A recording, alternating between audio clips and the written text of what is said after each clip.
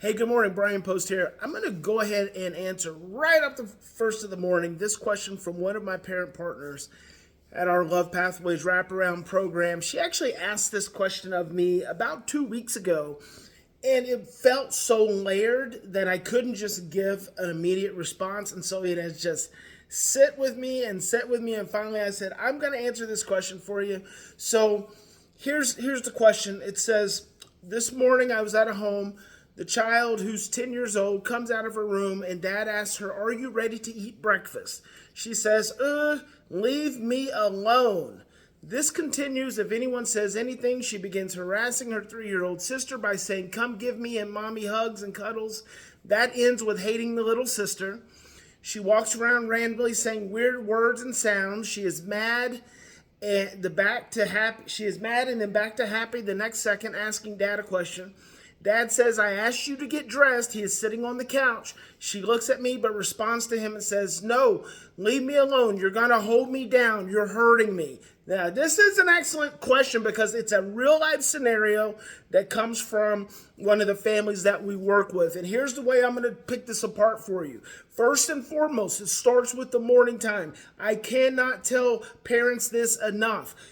Adopted and foster children have disrupted circadian rhythms. So when they wake up in the morning, just like when they lay down at night, they don't calm down as easily, or they just shut down completely because they've been stressed out and exhausted all day. Or when they wake up in the middle of the night, they either go from 0 to 10, or they go from 1, 2, 2, 3. Their circadian rhythms do not allow them to wake up and insert themselves into the day the same way. So when I hear that this child comes out of her room and Dad asks, "Are you ready to eat breakfast?" See, the parent is personalizing by saying something loving and kind. "Are you ready to eat breakfast?" And they're personalizing the fact that the child says, "Leave me alone." But what I'm telling you is that this 10-year-old is coming out of their room already like an infant. At best like a toddler, so they're already completely overwhelmed. The day is moving too fast. There's too many stressors that already exist.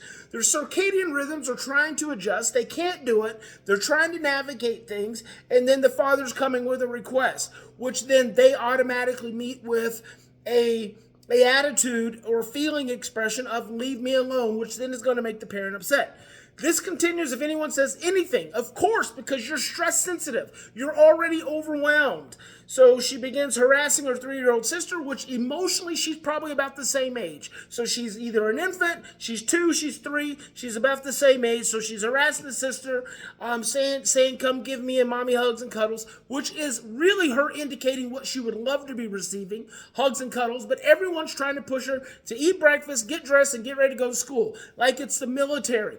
The brain cannot, in the brain of an adopted foster child, cannot transition this fast in this way, and this is a recipe for disaster. So then she walks around randomly saying weird words and sounds. I love that. That's a 2-year-old. I have a 2-year-old grandson. Well, he's almost 2.5. He walks around in the middle, and in the middle of the morning, in the middle of all day. He babbles. He says weird things. He makes funny sounds. They go up, they go down.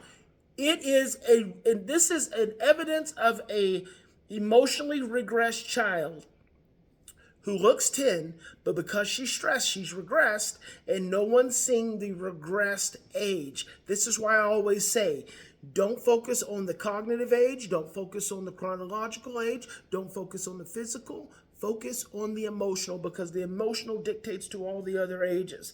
So then it says she is mad, and then back to happy the next, asking Dad a question. Of course, typical 2-year-old. Dad says, "I asked you to get dressed." He is sitting on the couch. She looks at me but responds to him, says, "No, leave me alone. You're going to hold me down. You're hurting me." So she's already, remember, I've said this before. I don't know if you heard it, but I'll say it again. Bruce Perry says the brain always returns to the way the event was handled the last time. So she's predicting already that the morning is going to lead to Dad doing some kind of restraint to get her to calm down in order to get her dressed. So there's that. So now let's back all the way up from the morning. What happens if the parent goes in first thing in the morning and wakes the child up in a loving, gentle way? In children who have early trauma, I always suggest to parents, if the child, especially young younger children, if the child will allow it, give them a bottle of chocolate milk or a sippy cup of chocolate milk first thing in the morning. Hum a song, keep the lights off, maybe turn on some nice classical music. Wake their rhythms up slow.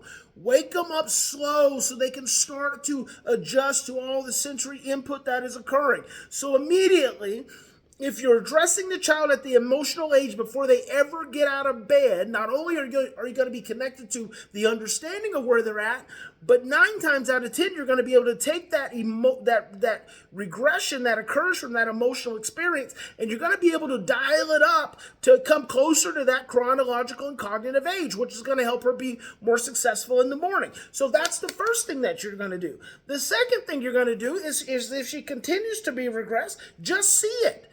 Right? If she's 10 and she's acting like 2, but you got to see that she's 2 and she's not 10.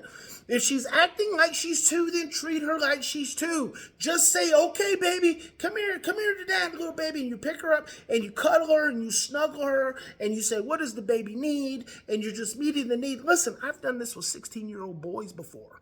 This is no out of the ordinary thing. I've been seeing this stuff for 30 years. This is like clockwork. You treat her like a 2-year-old because emotionally that's where she's at. Then you help her to be able to get more regulated. As you help her to get more regulated, then you go in and then you help her get dressed. Yes, say, hold up your hands, little baby. She holds up her hands. You help her get dressed. You help her put on her shoes, tie up her shoes. And then you say, what would the baby like for breakfast? And at some point, here's what's going to happen. She's going to say, I'm not a baby. Oh, okay, you're 10 again. Okay, fantastic. Sweetheart, I love you. It's going to be a fantastic day. What would you like to have for breakfast?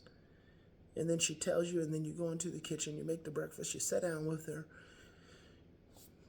Be on your phone while she's eating breakfast, or just be paying attention, just being present, staying in the moment, because what else are you doing? You were sitting on the couch, so you actually weren't doing anything.